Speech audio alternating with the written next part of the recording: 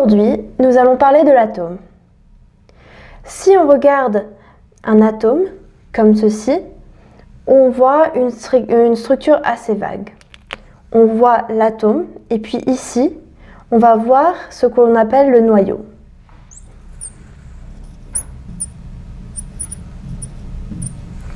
Dans ce noyau, on va avoir deux des particules qui existent dans un atome. Le proton et le neutron.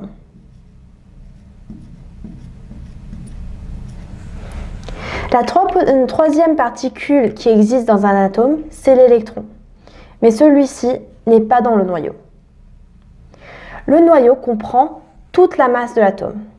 C'est parce que les électrons sont tellement légers par rapport aux protons et aux neutrons que leur masse est négligée. Si on regarde le tableau périodique, on va voir tous les atomes qui sont connus de l'homme. Si on regarde un atome en particulier, par exemple l'hélium, nous allons généralement voir deux numéros. Nous allons avoir la masse atomique, ici,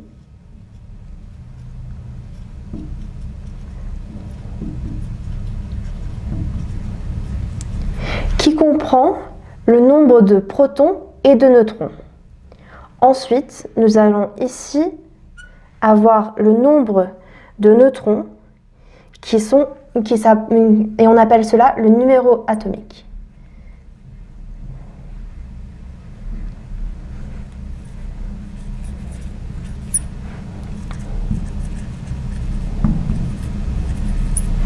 On peut aussi le dénoter Z. On peut dénoter la masse atomique. Pour avoir le nombre de neutrons, nous devons soustraire la masse atomique au numéro atomique. Du coup, ici, on va avoir 4 moins 2. On va alors avoir 2 neutrons. On peut parfois noter le nombre de neutrons ici. Mais cela n'est pas très courant. Maintenant, regardons les protons. Les protons sont une partie extrêmement importante de l'atome. Si vous regardez à ma gauche, on peut voir différents éléments du tableau périodique. On peut remarquer que chaque élément a un nombre de protons qui est différent. Cette différence du nombre de protons est ce qui définit ce qu'est notre élément. Si on reprend notre atome d'hélium, on a vu qu'on a une masse atomique de 4 et un nombre de protons de 2. Mais il existe aussi de l'hélium 3.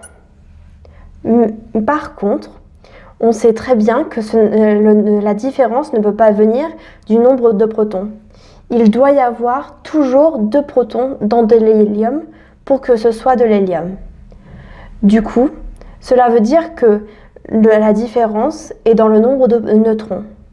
Effectivement, dans l'hélium 3, nous n'avons qu'un seul neutron. C'est cette différence qu'on appelle des isotopes.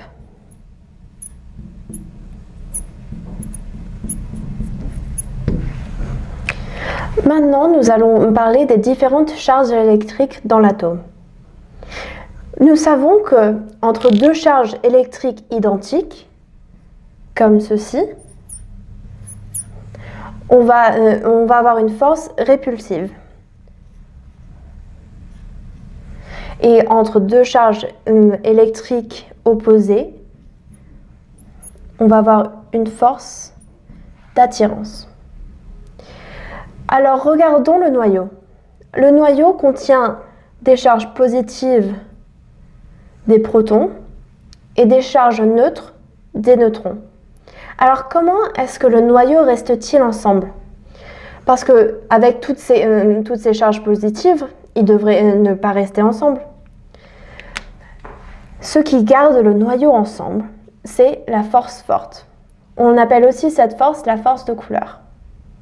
Cette force forte, comme son nom l'indique, est extrêmement forte. Par contre, elle n'agit que sur de très petites distances, dans l'ordre de grandeur d'un atome. C'est comme cela que les noyaux des atomes restent ensemble. Maintenant, parlons des électrons. Jusqu'à présent, on n'a aucun moyen de savoir combien d'électrons sont dans un atome. Mais, en regardant la charge d'un atome, on peut savoir exactement le nombre d'électrons que nous avons. Si on reprend l'exemple de l'hélium,